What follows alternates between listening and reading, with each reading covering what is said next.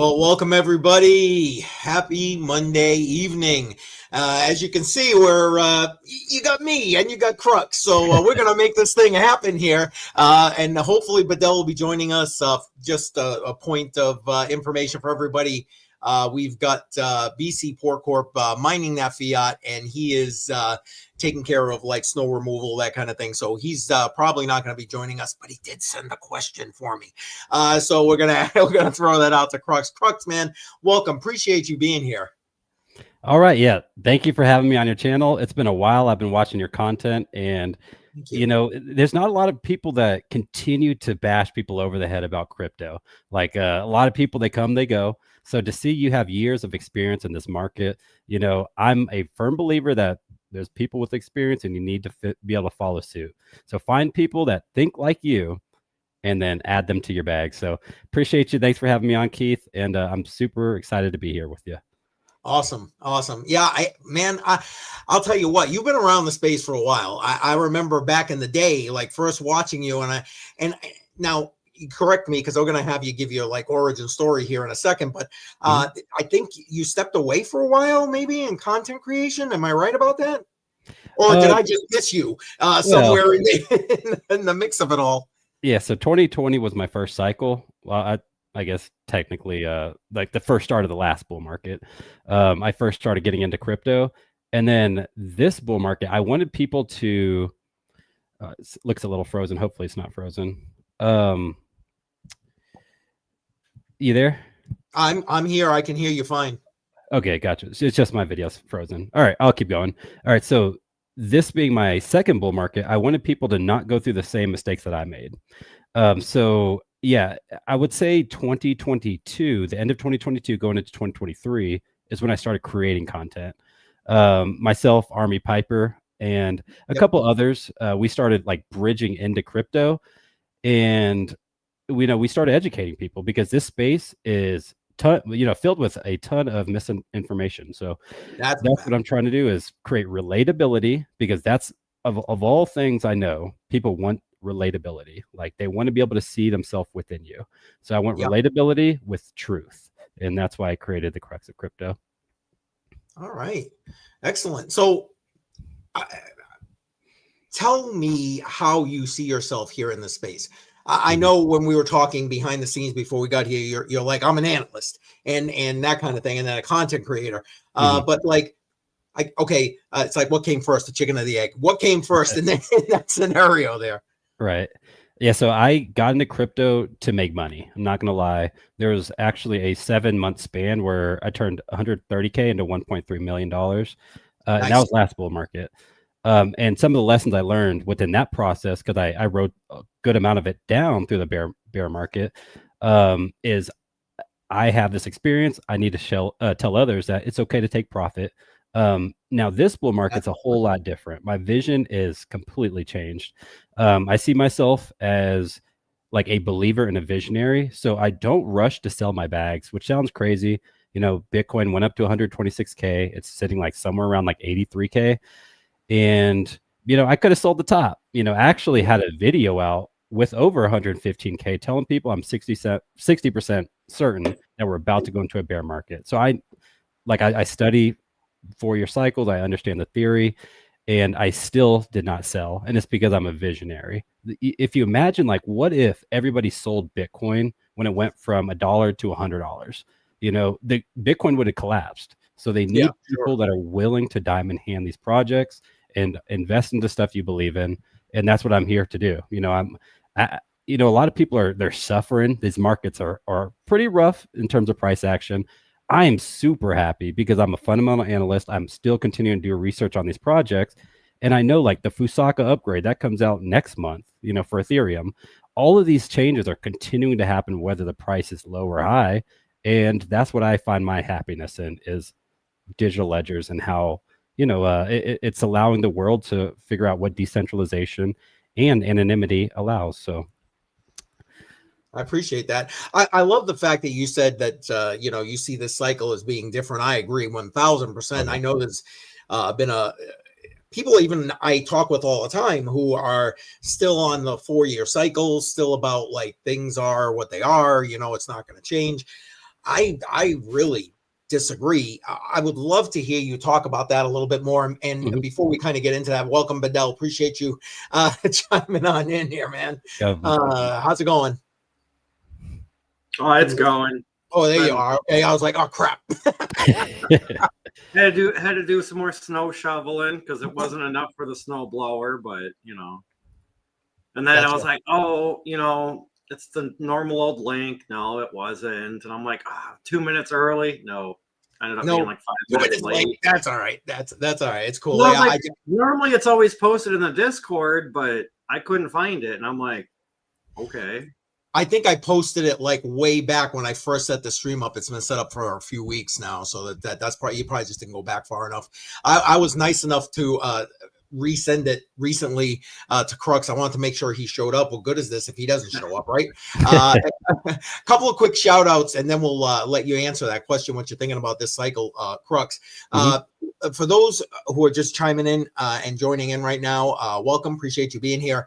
BC is mining that fiat. They had some snow out his way, so he's getting rid of some of that snow. He's moving it around, so he's not going to make it here tonight. I do got a question from him that we're going to throw a Crux a little bit later. I see Kevin. Welcome again. Appreciate you being here, man. He was here this morning and then now again tonight.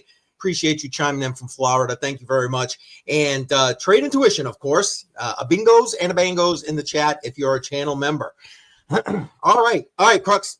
You're at it, brother. What do you think? Give us your take on this cycle. Dive into a little bit deeper for us. Right. So for those that don't understand four-year cycle theory, this is something that I am very not only knowledgeable, but I push it because I think it's very important to understand what it is. And every 4 years after Bitcoin mines 210,000 blocks, you have a process of getting half of the rewards for the same amount of energy input. So within that whole process, you have these periods where you have these bull markets and bear markets. And every bear market has been about a year long. So you're talking like 2018, 2022, possibly 2026. We'll see. And then you have these 3-year bull markets. So it's super interesting. It's crazy. To me, it seems super manipulated, but I'm just here to ride the trend until it ends. And you have what's called diminishing returns, diminishing losses. So diminishing returns would show you that like the first, because the market cap is lower, it's much easier to make the price go higher. So as Bitcoin was getting, it was in its first era from 2009 to 2013, it did multiple hundreds in X's.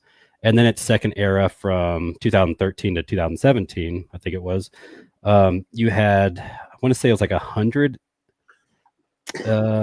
something like 103x.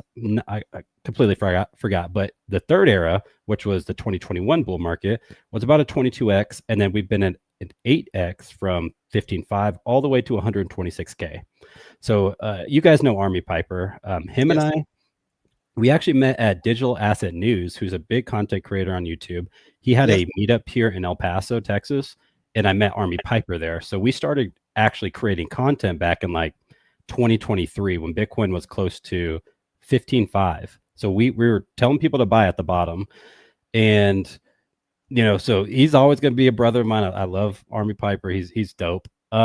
We told each other October, November of 2025, way back in 2023, that it was going to be the top. And it's because we understand the 4-year cycles and how it works.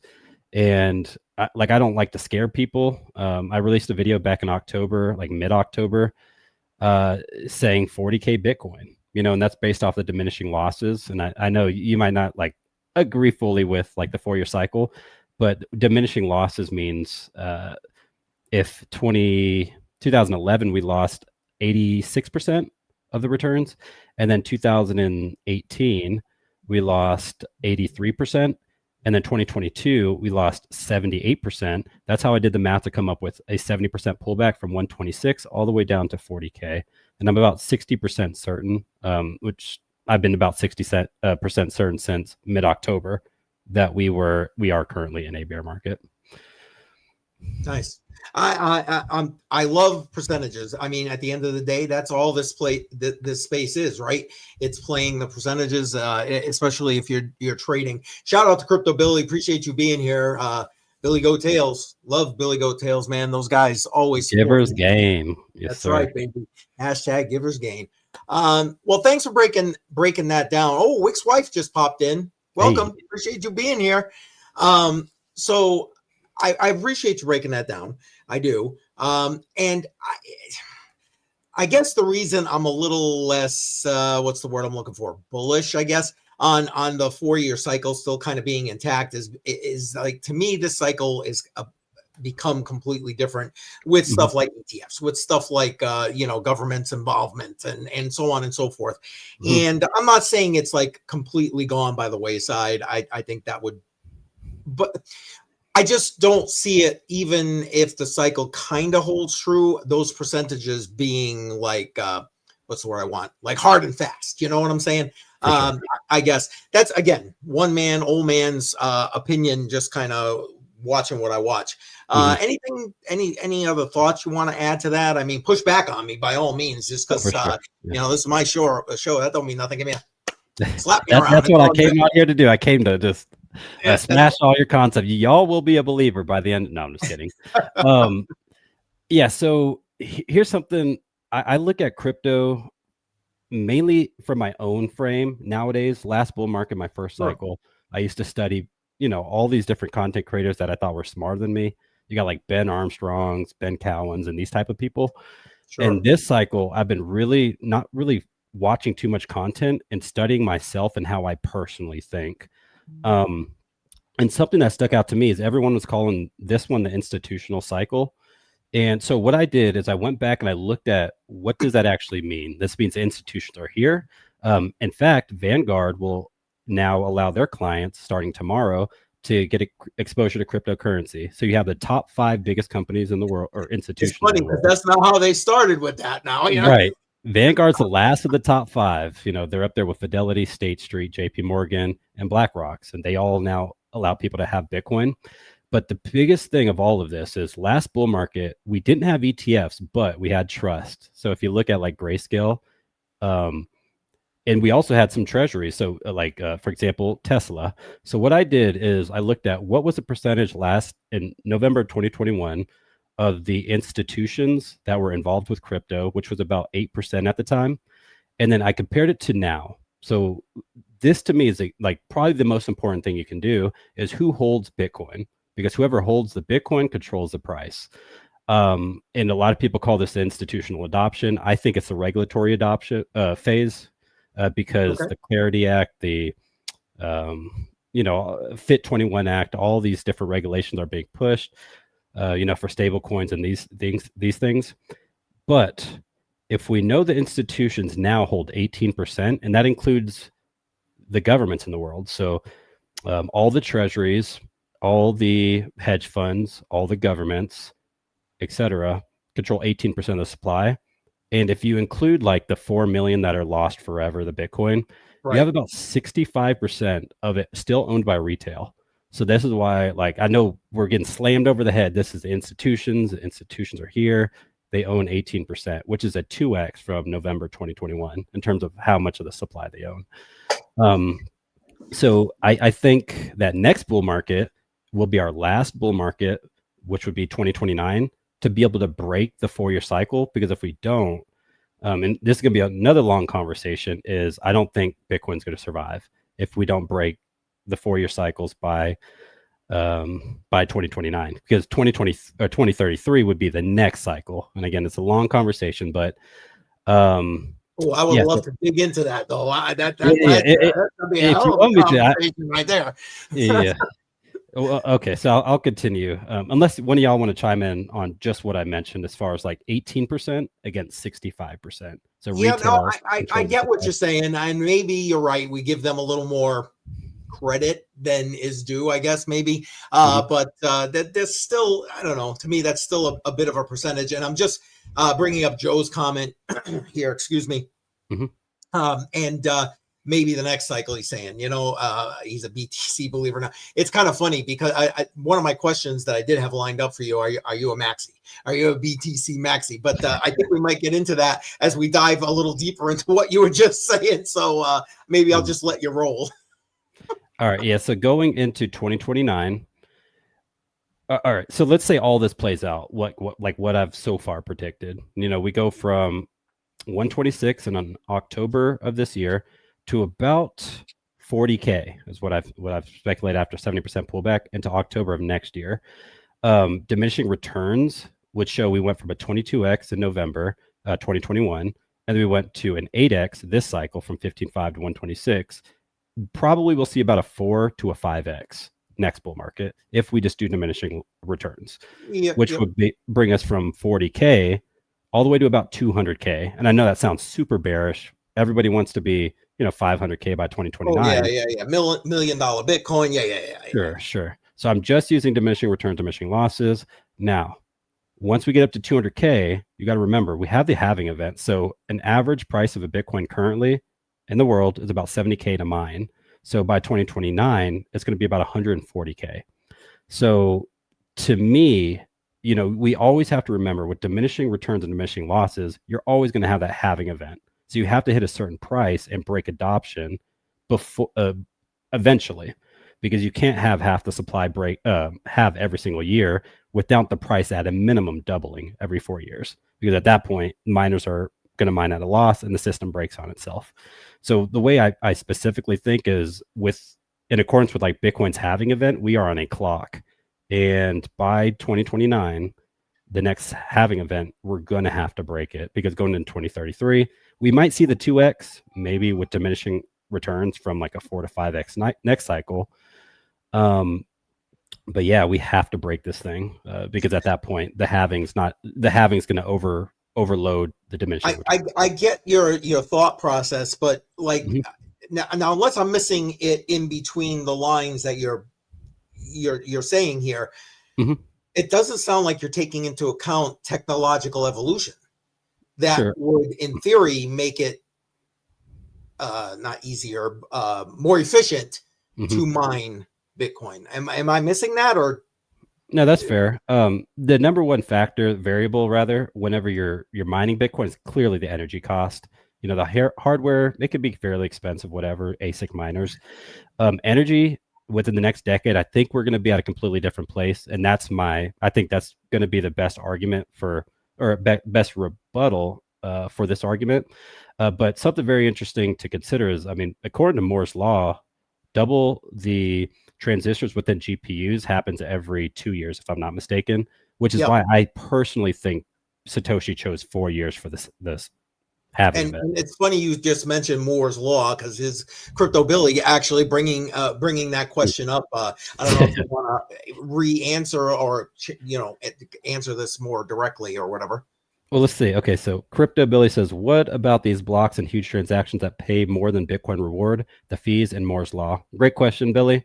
So first of all, fees on Bitcoin have gone down because people are starting to resort to scaling solutions such as Lightning Network, which actually, honestly, in 2025, I'm able to pick apart Bitcoin because I've seen the evolution of cryptocurrencies. As much as I believe in it, there's a lot of inefficiencies within like scaling solutions or side chains. So if you have like Lightning Network or Liquid Network, which are two different ways people use to kind of scale Bitcoin, you sacrifice something. So in this case, you're going to sacrifice the decentralization by allowing 99% of the users who actually use Lightning to use other services. And also, if we have like PayPal or Square, whoever's going to be using these services, they're the ones getting the fees. Essentially, whoever's mining the Bitcoin is getting the fees, but the people that are on the side chains using those, it's not allowing the Bitcoin miners to get it because they're using the side chain. So there is less of incentive to mine Bitcoin now whenever there's alternatives to send your Bitcoin. So that's one thing to consider. Crux making me think again. Man is deep. Yeah, this is what I do. I challenge everything. I run everything through AI as kind of like a third party, but a thought experiment, man. Yeah, I get that for sure. And I'm not here to say I know everything. I'm just here to question stuff and see what lasts. The 4 year cycle, to me, it seems like it's working pretty well. But yeah, overall, I'm a believer in Bitcoin, at least for the next 5 years. We'll see, but yeah. All right. Fair enough. And yeah, plus ones for Crux. Absolutely, man. Absolutely. And hey, listen, I'm all about it. If I'm not saying I know it all either. I may have been around for a while, but that doesn't mean I got the damn answer. I've lost plenty of money here, but that's a whole nother story. Maybe a whole nother stream at some point right now. Seriously though, Badel, listen, I know I'm just like dominating this, but if you got a question, man, you know the drill. Jump in, beat me on the head. Just I've got a question. I'm just trying to figure out the best way to ask it without answering my own question. I'm just gonna throw it out there. So okay, like you were saying, like the average miner is about 70K to mine one full Bitcoin, right? So I mean, yes, everybody has their own price point, but say Bitcoin goes to say 55K, you know, it's below that 70, it's above the 40 that you were saying. Like, do you think these miners are going to turn off and just buy the Bitcoin? That's the issue with proof of work networks.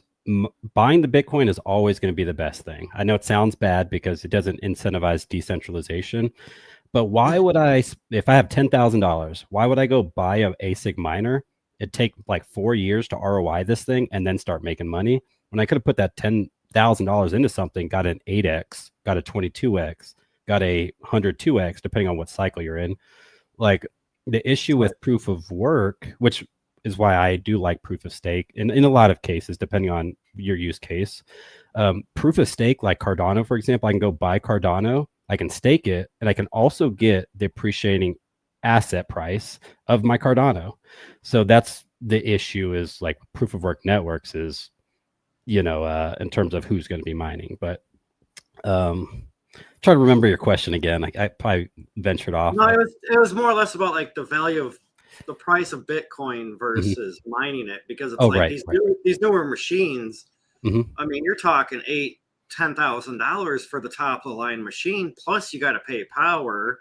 And I know a lot. I'm a miner also, well, kind of now, not really. I kind of turned all my stuff off at the moment, but you know, but it's like home mining is not really even there anymore because of the price of power, and you have to go through other companies, which then creates more fees. So it's like, okay, yeah, your power may be lower, but you're still paying these fees on top of it, plus the service and this, that, and the other. And then it's like, you know, at what point is like mining Bitcoin just going to be industrialized for only say 10, 15 companies per country in the world? You know, I mean, it's kind of like, I mean, I've got data centers popping up all over by me, and they're like 170 to 500 acres, like at the size. And it's like, okay, well, everybody's complaining about the water and the power and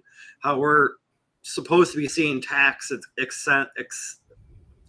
incentives, you know, about all this. But it's like, well, all the ones that are already here that promise that didn't do anything. Yeah, except for just raise our taxes, raise our electric bill, raise our water bill, and it's like everything just keeps going up. But it's like, sorry, it's kind of a little bit of a tangent there, but it's like, I just feel like, say in 3 years, the top of the line Bitcoin miner is going to be 15,000. You know, it could be more, and it's going to need a 480 volt or 600 volt 3-phase power that nobody's going to pay to have that installed at their house. Right. You know, like, these are all great points, by the way. So what we do know for a fact is we have people that are willing to mine at a loss. So last bear market, Bitcoin went to 15.5, and on average it was about 22K, I believe, at that time in November 2021. So that's one thing. We have been there before. It's not our first rodeo, but there's going to be eventually a price point or a pain point to where people will, for the most part, capitulate.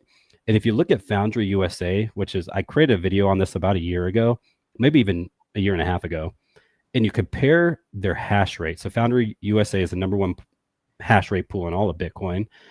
They started back in like 2020, if I'm not mistaken, and they got to about 8%. 2022 got to like 16%. 2023, now it's like 23%. 2024, you know, up to like 30% or close to it. And it's like, this mining pool by the way, it's ran by Digital Currency Group, who, Barry Silbert, and they control the media, Cointelegraph, etc.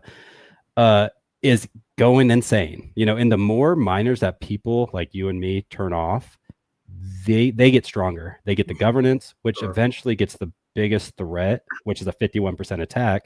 More, possibility. There's more possibility of a 51% attack from low miners like you and me, because we can't afford that $15,000 miner, or our house doesn't allow us to mine. So in order to stay competitive with Bitcoin and, access Moore's the best chips according to Moore's law, is the institutions are going to get that access. And the best hope that we have for Bitcoin is the institutions do not centralize. So you have, like, I don't know, Marathon doing their thing. You have Riot doing their thing. You have all these different institutions that are competing against the big dogs. And really the home miners, like, we're just pawns at this point. Now, Bitcoin does have 30,000 nodes. There's a lot of that things, especially with decentralization, that you can do as a individual solo miner. But in accordance with hash rate, we don't want the institutions, at least one single institution, to get too much of that power. So, yeah, well, I love that you brought up a couple of things I kind of wanted to steer toward. One was Foundry. If I remember correctly, it was about maybe 3-4 months ago. Like Foundry hit, what was it, like 9-10 blocks in a row. It was like, yeah, exactly. It's like insane. And then that's kind of what really gave me a push with regard to home miners, solo miners in particular, that kind of thing. BitAxe, whatever one it is that works for you. Did I just freeze up here? Oh, I think we lost Crux. Did we lose him? Yeah, he was loading, and then. Yeah, and then he's gone. Well, hopefully he'll jump back in here. We'll bring him up here. But so if he does, we're going to go and try and get that question answered. And then we'll go into BC's question and try and get him to answer that one. I'll tell you what, I appreciate everybody that's here, everybody in the chat. Thank you so much. If you haven't already done it, you know the drill. Smash up that like button. Appreciate that, the fact that you're doing that. Don't forget, share this thing out. We want to definitely grow HODL the Line here. So again, and for those who are just kind of coming in, BC mining fiat tonight. They got a bunch of snow, so he's moving around the snow. How about you, Badel? I know you were mentioning on Friday night that you guys were getting snow. Did you get a lot of snow or what? Yeah, I'd say somewhere between 5 to 7 inches. Oh, nice. Okay. Just in Saturday alone, and today we're supposed to get between 1 and 4. But in the last 2.5 hours, we got less than half an inch. I mean, we still got 4 to 5 more hours of it snowing, so we'll see. But okay, fair enough. I mean, listen. Oh wait, I think I see him coming back in here. My bad. And he's back. Oh man. Oh man, I got rugged. Yeah, you did. Currency Group. I'm telling you, they're listening in. That's what happened. Barry Silbert was like, "Hey, Crux been taking shots at me all week on Twitter. Rug them." That's what. That's it. Well, listen, we'll get right back on track because I know you and I have kind of a hard deadline tonight. But so I was saying about Foundry hitting all those blocks in a row. It's kind of what threw me headlong into really promoting stuff like whether it's BitAxe, whatever, that doesn't matter. But the solo mining home thing, because it's relatively inexpensive to kind of get in the game, if you would, and to power costs, et cetera, et cetera. Tell me a little bit about how you think that currently, the status of that currently is, and with what you were just discussing, how you see that playing into the future of fair enough. Yeah, I think that's it's like fair hope, I guess. I mean, like if you're competing against the institutions, they have these big miners, and SHA-256 is the algorithm you got to run. A6 are the competitive way to compete. I'm not a big fan of home miners without it being competitive, and which is another reason we don't have to jump into Kaspa right now. But there's a lot of different networks, layer ones, at least in 2025, where we've learned the mistakes of Bitcoin. And I know it sounds really bad. I'm saying the mistakes of Bitcoin. It's the number one most adopted digital asset of all time. It's actually the first asset I think Google was like 22 years to get to 1 trillion market cap. Bitcoin did in 11. So the fastest asset to get to $1 trillion. It's being adopted quickly. But again, I'm going to keep on going after it because I think that's how you learn from it. And all these technologies have evolved from what are the mistakes of it. Eventually you had a proof of work network. Eventually you had smart contracts. We got oracles. We have DeFi, all these things just to add to what Bitcoin was able to do. And in terms of like the small man being able to mine or promote decentralization, I think we're at a loss. And again, if your idea of the perfect money is to allow somebody to be able to buy a $15,000 miner and get like an advantage over somebody who only can afford $100 miner, then in my opinion, it's not perfect money. I think in a perfect world scenario, everybody would be able to have their phone, mine a cryptocurrency from their phone. And essentially this phone is the only way it through a digital identification is the only way you get access to the network. So everybody has one wallet, one phone. I know it sounds weird, but to me, everybody has a phone. It's the most like relatable way to keep something decentralized without having a monetary value over securing a network. Because at this point, again, Foundry USA can buy 10,000 ASIC miners. Crux, I'm probably buy one, maybe two, whatever. And I am at a loss. And you are now using a previous network, which is fiat currency, as a way to secure the new monetary system. So again, I'm coming with abstract concepts, but I like if you're bridging into a new monetary system and you're using the old system to gain advantage, I don't feel like it's perfect money. So. Listen, I appreciate the fact that you're saying, well, it's kind of abstract concepts, but you know what?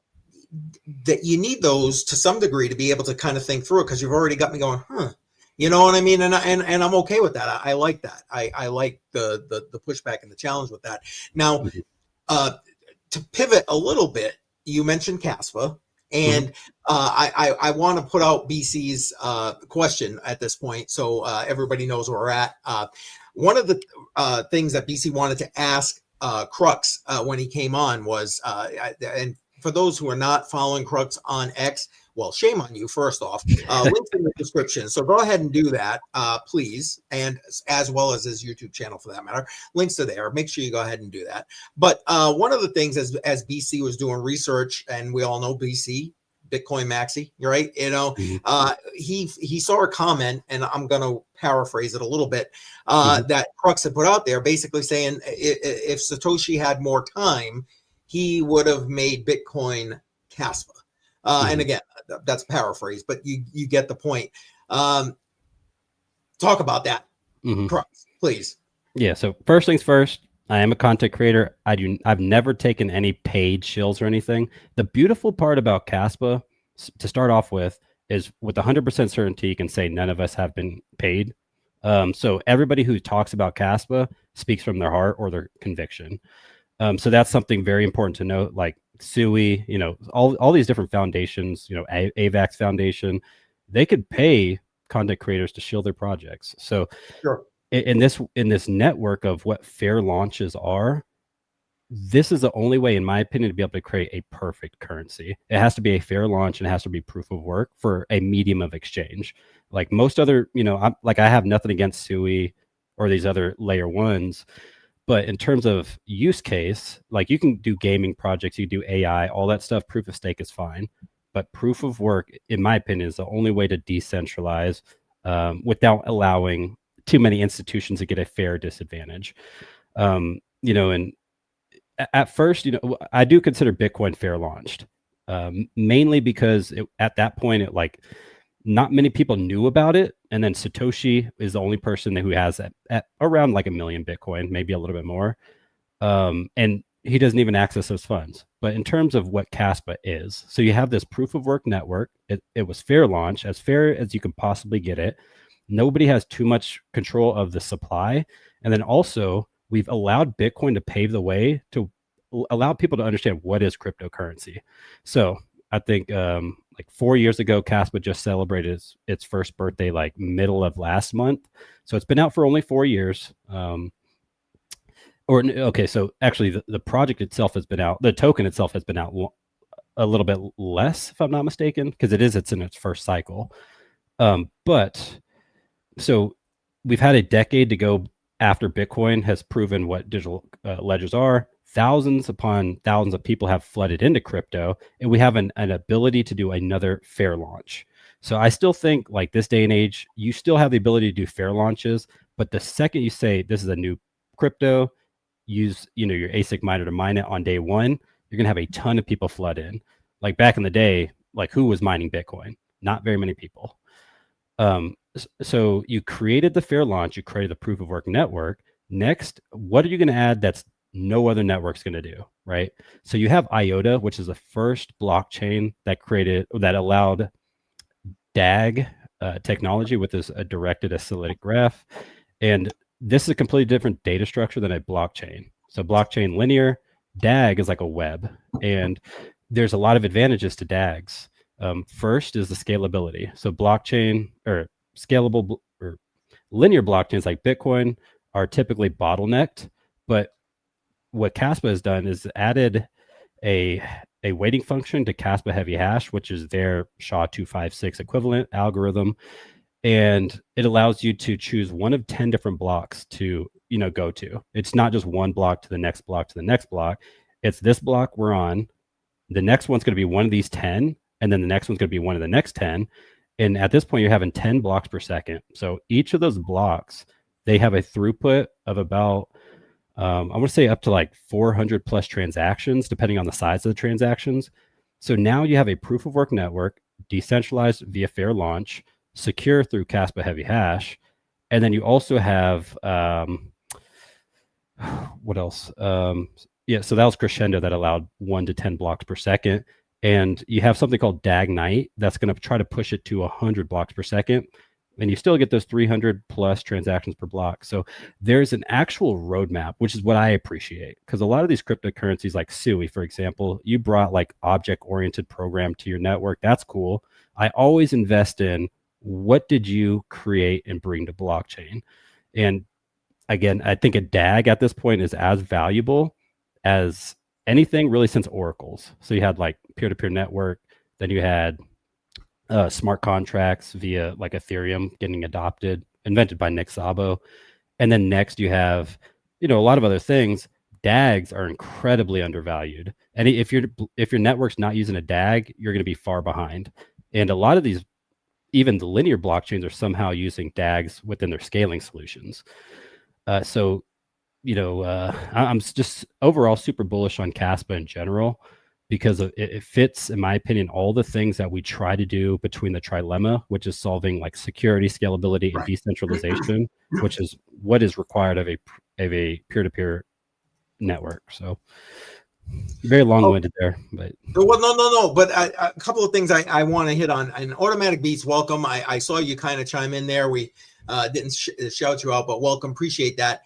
And now to his point about the Kaspa miners right here. And one of the things I remember when Kaspa first kind of came out and hit the scene, they had their miners come out, but then difficulty went like through the roof, and like it was just, those miners were basically useless for for everything with regard to mining. Now, from what you're saying, are you telling, in case I'm misunderstanding, you're saying that can't happen again because of this new DAG element? Okay, so the I want to say it was like earlier last year, if I'm not mistaken, with Crescendo Hard Fork. I think maybe earlier this year. Anyway, no, it was last year. Okay, so last year, Crescendo Hard Fork comes out. A lot of things changed with that, including how miners get paid. At this point, right now with Bitcoin, whoever has the most hash rate has the highest probability, but so many blocks are going through Kaspa's DAG that even as a home miner or just somebody without the best ASIC miner, you're still going to get rewards, which I appreciate. With Bitcoin, when somebody gets that reward, it just restarts, and then you're right back to square one trying to get that reward yourself again. Right. And I would much rather just like, at least be competitive and at least getting some rewards, as long as, because there's a possibility you get no rewards in Bitcoin and you've been mining for a long time. So I like Kaspa a little bit more in terms of like its emissions. Now it's untested. Every year it has a halving event. So by like 2037 or something, 100% of the supply is out there. That's way different than Bitcoin. Bitcoin goes into like 2130, I don't know. And yeah, so the emissions if anything kills Kaspa, it would be the emissions, because who wants to go and buy a miner, and every year, you only get half the rewards with that miner, so that's something else to consider.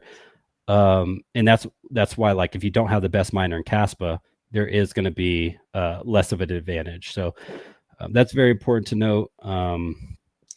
And just automatic, yeah, you're right. There's no rewards if you're solo mining, which is part of why BC and I kind of went back and forth about the whole solo mining Bitcoin kind of thing. And he's not a fan. He's like, I'd rather just pay somebody to do it or whatever. You know what I'm saying?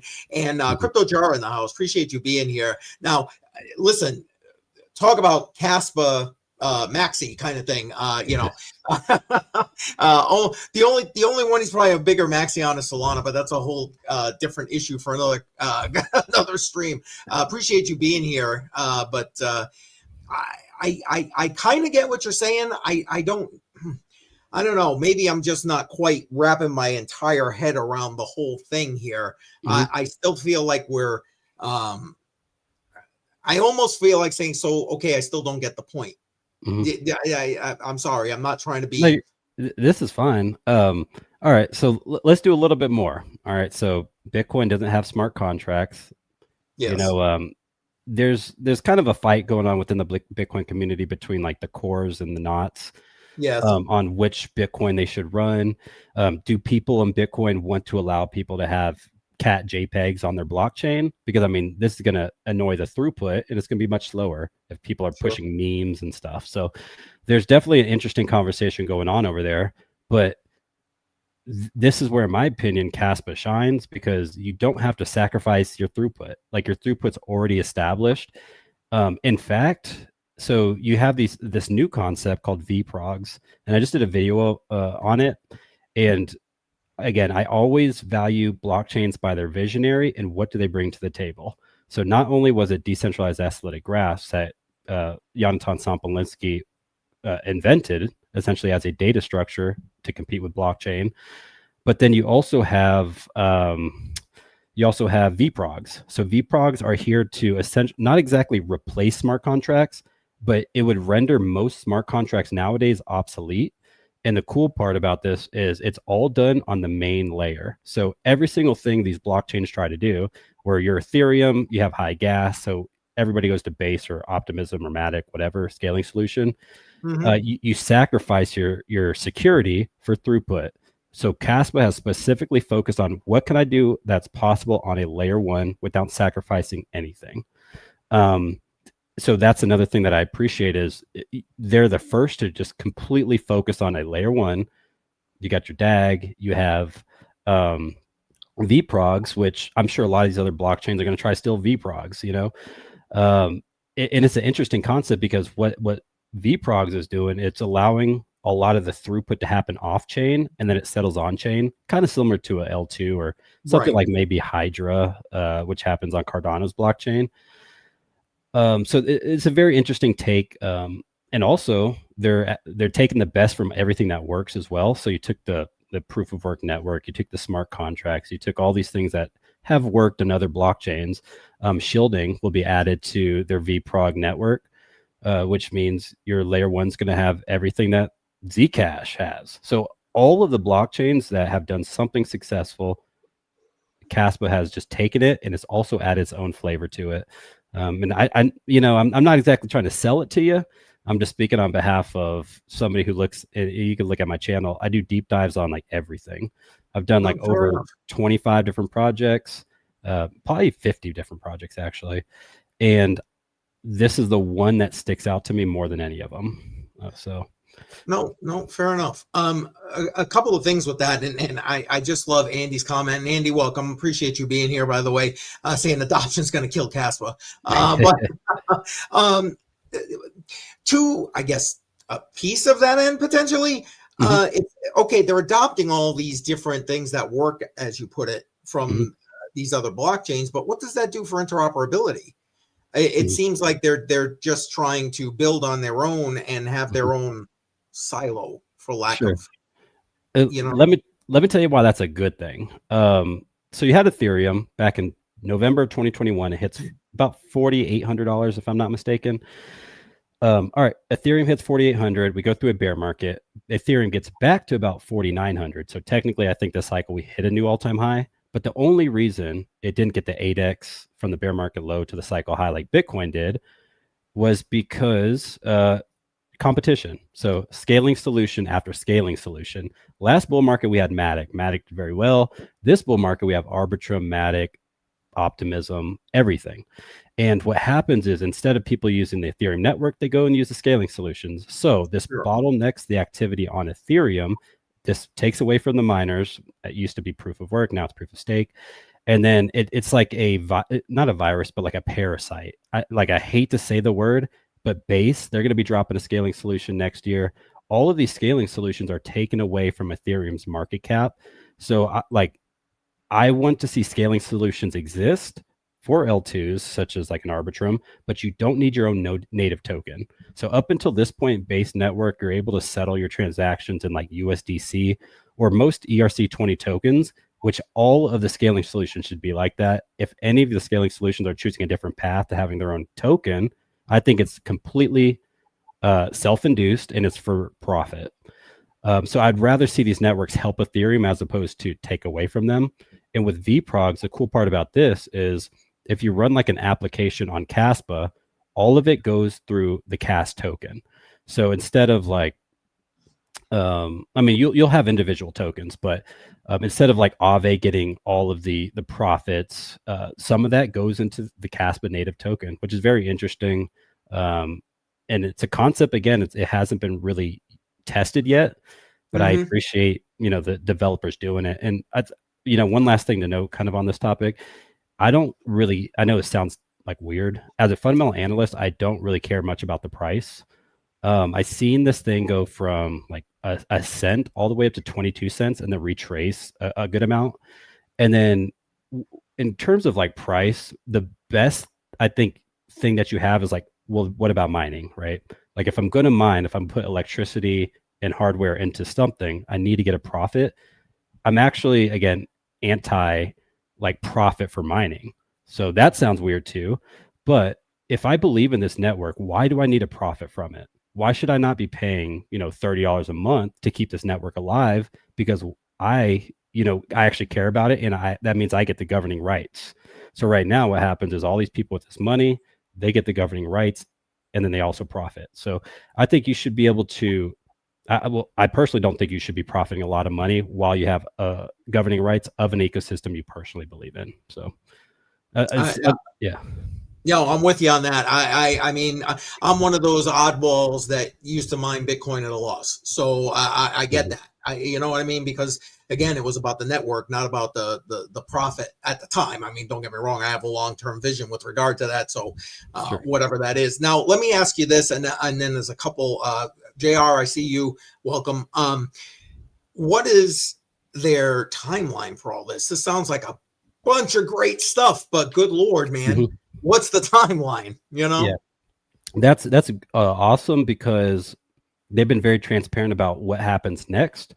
So as far as Igra Labs is when smart contracts come, and that's going to be like the temporary placeholder until VProgs are established. Okay. Because smart contracts, they're not going to get replaced again. It's just at this point you're found the next step of what digital ledgers are capable of doing. Smart contracts require you to be on chain. VProgs allowing you to do off chain. But you still get the same programmability in your networks without sacrificing like your sovereign capabilities. With trying to remember what the question. This is my second time I went brain dead, which that's all right. Basically, I was asking for the timeline to roll all this stuff out here. Yeah. So timeline: Igra Labs, smart contracts, Q1 next year. I believe it rolls out. Okay. And this will actually be the second. So Casplex has already kind of rolled out smart contracts. Kind of seemed more botched, but anyways, Q1 next year, expect actual smart contracts from a good team.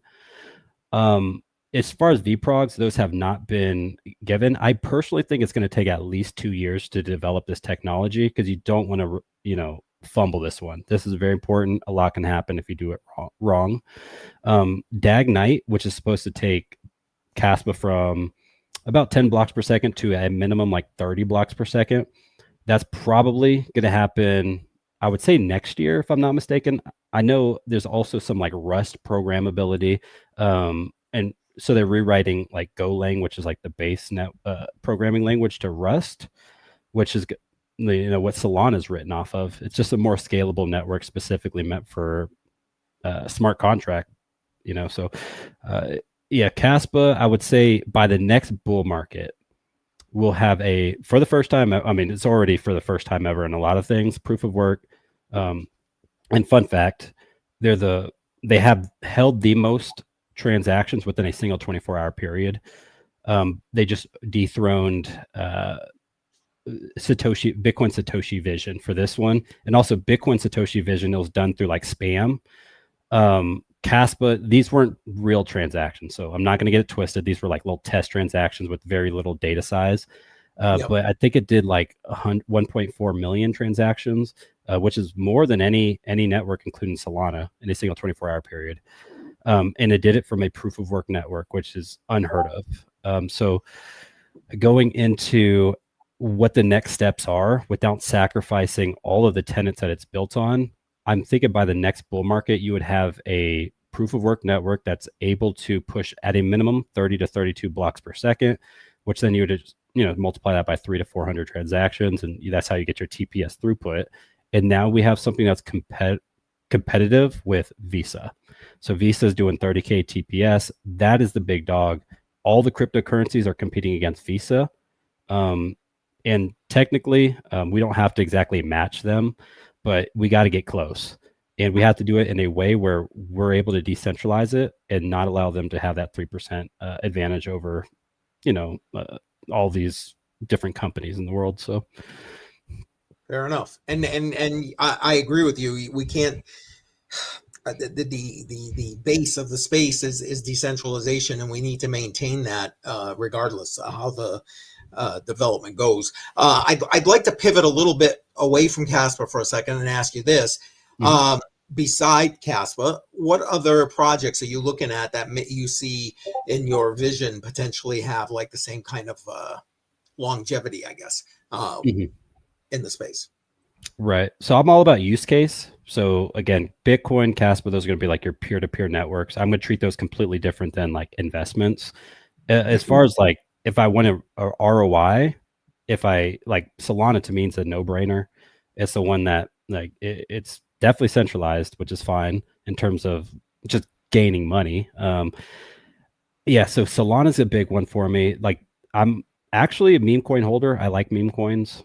I know it sounds weird as well. I think there's a way to gauge social sentiment. And if you understand the way Dogecoin made its name, you would understand that, you can gauge meme coins. There's a future there. And Solana, that's how it got its heyday. And it's gotten, it's not like Ethereum. Ethereum got its heyday completely different. I think Ethereum has the first mover advantage for smart contracts. But again, you also have the biggest apps in almost any use case built on Ethereum. So you have like the biggest DeFi play in Aave, or you have the biggest decentralized exchange in Uniswap, which was first created on the Ethereum network. So I think what people try to do is, we missed Bitcoin, we missed Ethereum, we missed Solana. I got Sui this bull market. That was my big winner. How do I get ahead of this to get the next big winner? And really, it's just following the big money. If you follow the big money, they're going to be the very centralized ways, and getting in early is going to be your best bet. But there's a lot of different blockchains that have potential, but only few are going to win. And I think Ethereum, Solana. So Ethereum, like a couple bull markets ago, it was a big winner. Solana was last bull market's big winner. This bull market's big winner, in my opinion, was a Sui, even though it didn't get up to even close to 70 billion that Solana got in its first bull market. But what we're seeing now is it is competitive as heck right now. So we just had Monad launch. We have Base launching their token next year.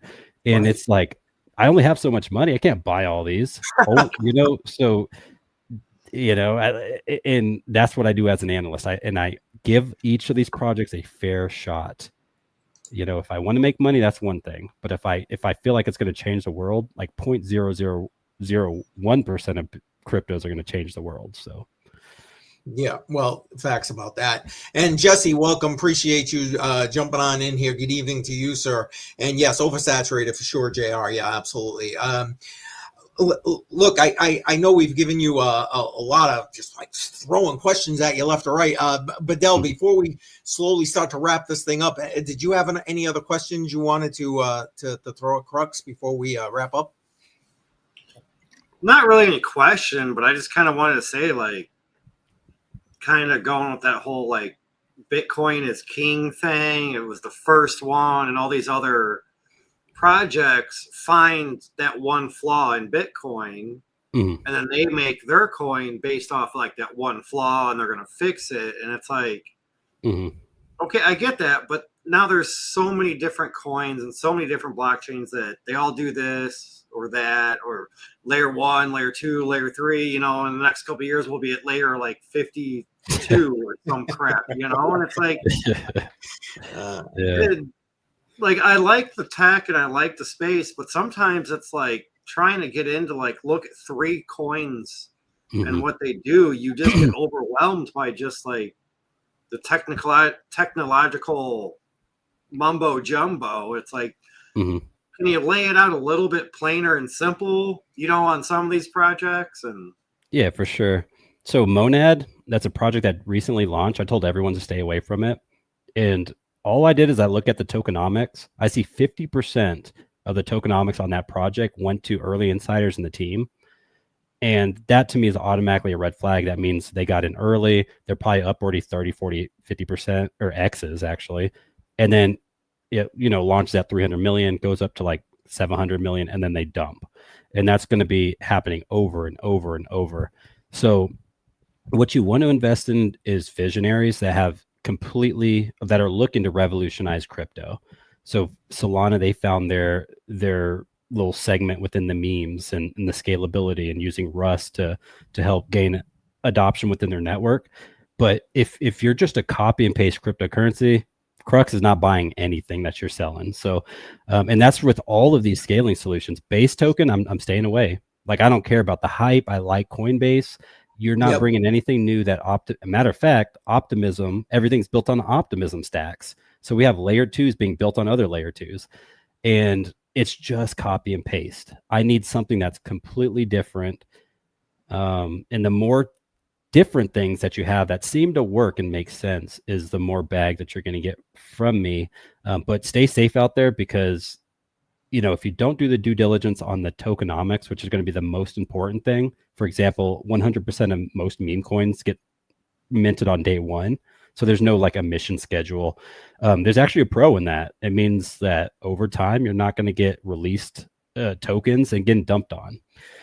So I do appreciate 100% of tokens getting minted on day 1, as opposed to emissions, going to VCs and they just smoke your bag. But pay attention to the team and the tokenomics. And those are probably going to be the 2 biggest things that I can say of any project. If you don't understand the team or the tokenomics, stay away from it. Fair enough. I don't really like I was not researching many projects when I first started back at the end of 2019. I got into Chia before it even hit mainnet, and I was like mining it. I threw a couple grand into it. I was like, okay, let's go. And then they're like, oh yeah, it's going to be like, $75, $80 per coin when it launches. I'm like, okay, I got, like 50, 60 of them. No, it launched and it was like $750, $800 a coin. And I'm like, sell half instantly. Like, right. Yeah. Right. Take my ROI plus some money off the top and just throw that in my wallet. And then I sat on it and I was like, just selling it on the way down. And I'm like, no, all right. It hit like $30 for like 6 months. I was like, you know what? I'm done. Like, I'm out. There you go. Yeah. Hey, Army Piper in the house. Appreciate you being here, bro. We talked about you earlier, Piper. Yes, we did. Yeah, we Yes, talked sir. about our story that, getting into crypto content creating and such. So definitely good to see you, brother. Yeah. So with, what was it? I know I had a point that I want to talk about with that. Oh yeah. So for any network to survive, you're going to have a cult-like community. That's a fact. And you can see it in Kaspa. So if you go on X or something and somebody posts like a Bitcoin post, there's going to be like 3 different people in Kaspa community that's like flooding Bitcoin. It very much is like an XRP cult-like community. But which is very, I will admit that's pretty negative in terms of social dynamics. But then you also have people that are willing to hold this thing to zero. And that's what it takes for projects to actually thrive. So again, I don't look solely at price action, which I think a lot of people in crypto, they're so focused on the price of this asset. They see it down 80%, but then they forget Bitcoin went down 80 something percent in its first era. So there's proof that it's not going to rug if you just continue to hodl some of these things. But if you don't choose the right play, and I'm talking 0.0001%, you will probably be a bag holder and never make money from crypto. So be very selective on the currencies you have. Most people should probably have at most 10 different cryptos. I'm talking like XRP, Solana, Bitcoin, Ethereum, hell, Dogecoin. I like Dogecoin. I have like 75 cryptos because, again, I deep dive. This is my job. And I also have pretty good conviction in a lot of these different plays. And I will admit, most of these that I hold are going to go to zero. So that's, we say it as entertainers, like whatever you're holding, expect it to go to zero. And that's how you mentally like cope or whatever. But that's like, I've already ingrained that in my head. Like if I bought some PopCat, which that's one of those 75 tokens, I expect that to go to zero. I'm not going to expect I put a little bit in there, by the way. But something like Kaspa is going to have a little bit more in my portfolio because I see they're actually building something. Yeah. Yeah. I mean, you got to have, if you're going to be holding long term, my whole philosophy, I'm a DCA hodl kind of guy, is I got to have faith in the project. I know there are people who just don't even want to hear altcoin right now. And I'm okay with that. I mean, literally, I'm good with that.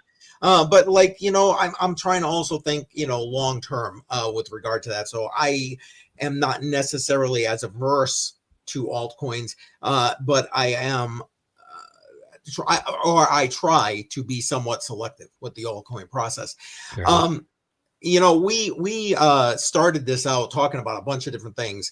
One of the items that we mentioned, I'm trying to bring this thing full circle back here as we wrap up, Crux, was about the need for good information here in this space.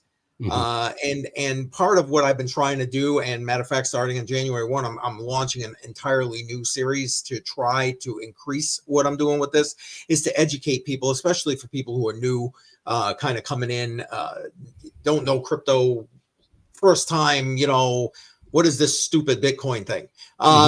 With that person in mind, anything you want to throw out there? So I'll clip this and I'll make a clip of this. So make it good. Yeah. So, all right. I want to make this one good. Yeah. All right. So first things first, as you're getting into crypto, you're going to find people that are smarter than you, and don't feel like you are alone, because whenever you're into something new, especially digital assets and a whole different asset class, you have people that have confidence, they have exposure, they have experience, and they're going to speak so, like, you're going to want to buy into their vision. I would say find people that are relatable more than anything. Relatability is incredibly important in the space. And once you can see yourself in that person, then start really focusing on what they're saying. Are they a trader, or are they a fundamental analyst, or are they both? And I think that's very important, because some people are here to make money. Other people are here to change the world. And I'm on this part. So I'm not really, I'm not really here to make money. That's like a byproduct of what I want to do with crypto. But find people that are smarter than you. Find about 8 people and continuously focus on that content. And then, of course, someone like myself, I'm going to focus mainly on like crypto fundamentals and these things. Other people are going to focus on price action and trading. grab, a bunch of each people, and then macroeconomic conditions. You see Army Piper in chat. He's very good at breaking down the macroeconomic conditions, what's happening in, I don't know, Iran or these different things, because it all affects the market. So Yes. if there's anything I wanted to tell the newcomer here, find people that are relatable, and then find people you trust, and then find people that are smart, and you will do well in the space. Facts. Now, you mentioned Army Piper, and I agree. Links to Army Piper and his Piper Academy always. Every video, every live stream. I agree. One of the communities. Billy Goat Tales, we were shouting them out a little bit earlier. Crypto Billy, Giver's Game, baby. Another great community. Anyone else you'd like to shout out with regard to that as we move new people into the space? Yeah, so as I transitioned into creating content, we kind of get this group called Investing Bros, which is like the logo you see here. Okay. Just HODL it. And this was with Tim Warren. This was with Taylor Shrum. And we still create content nowadays. So Tim's very good with the technicals. T-Shroom's very good with the macroeconomic conditions. And then I'm very good with the fundamentals. So these are 3 people that you could add to your bag of just people that you watch. And then also some other people. So Benjamin Cowan, I know I give him a lot of like slack on X. He's really good with the macroeconomic conditions and just charting in general. I think he would be a very good voice to listen to. And I think Anthony Pompliano is another good one. Yeah, I like Pomp. Yeah. And I would say be very careful with using views as your number one like source of finding people, because Alex Becker, for example, and a lot of these other people that just like shield tokens, and I'm not accusing them of getting paid, but if you're listening to somebody that gets paid by these projects, and be very hesitant to listen to what they have to say about it, because there's going to be a biased take on it. So just be upfront about it. If you're going to do it, if you're going to take, I don't know, if Dot comes up to you and says, I'll pay $2,000 to talk about my project. I'm not saying it's a bad thing. I have never done it, but be very careful, because it's going to be a biased take. Oh, facts. Listen, again, I'm going to pull this together in a clip, and you just got some great information right there. You follow what he just, excuse me, you follow what Crux just laid out there, and you will do fine. I do want to bring up Army Piper's, if I can find it, here we go, comment right here. That's why I stopped watching any other channel except for friends. Yeah, facts, man. Facts. I see it. Yeah. It's crazy. The more content you create, the less people you watch. Last bull market, I was watching everybody. Around the Blockchain was like the place to be last bull market on BitBoy Crypto's channel. And you just get exposure to so many different takes. And at this point, I'm like, I watch a couple people, and then I will say this though. You see thumbnails, you see posts on X and stuff. And we most of the time don't really watch the content, so we only see like the clickbaity part. And that's one thing like I try to do my best on, is not judging people based off the stuff that would be clickbaity, because I'm not gonna lie, I clickbait. I mean, that's part of just getting people to join your right, your video, and then you give them the real message that you want to present.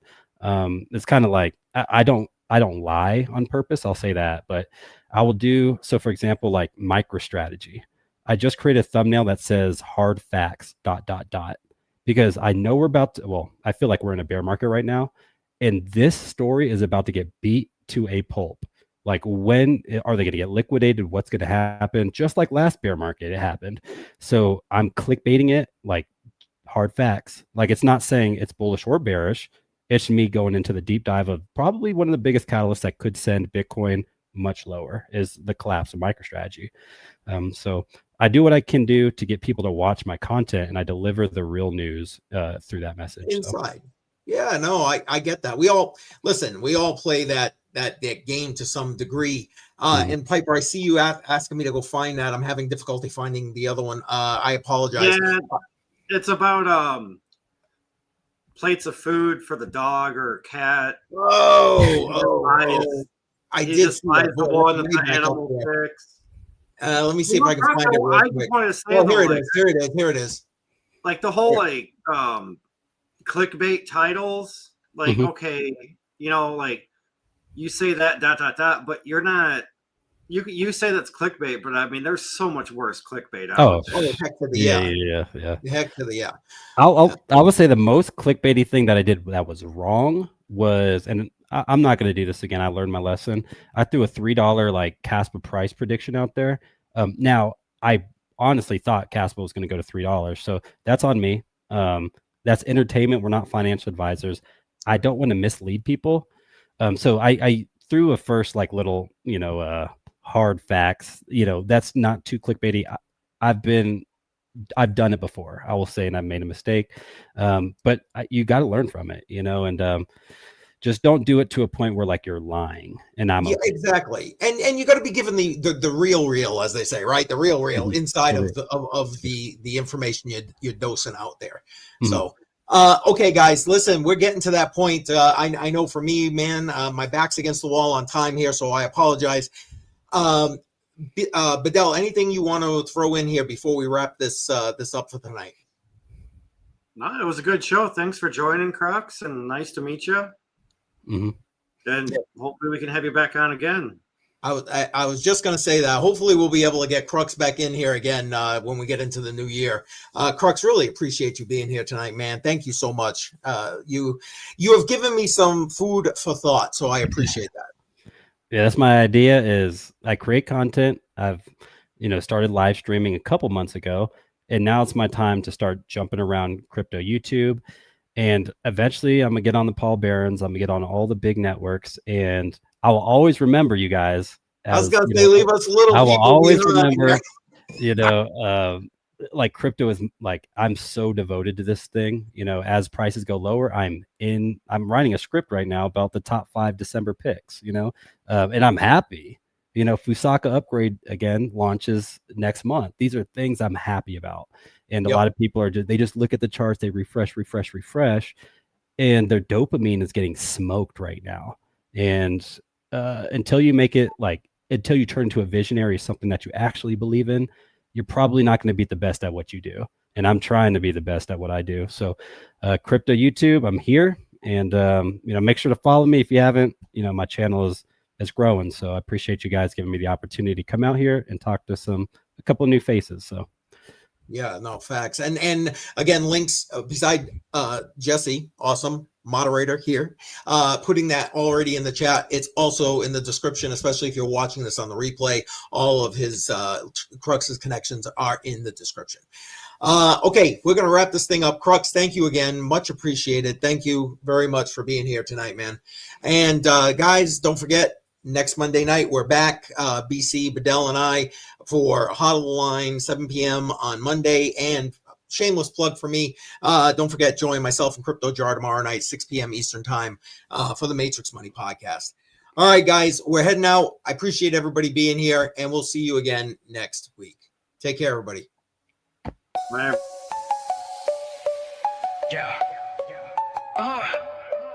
Yeah, fingers frozen, call it ice on my grip. Wallet getting heavy, yeah, it's making me trip. Charts doing backflips, but I'm steady, don't slip. Never fold, got a diamond script, no eclipse. Wolves in the market, they circle and pray. I'm a bull on parade, charging every payday. Paper hands crumble, they just fade away. I'm stacking sats, building castles where I stay. Diamond hands, I ain't letting it go. Stacking up, yeah, I'm watching it grow.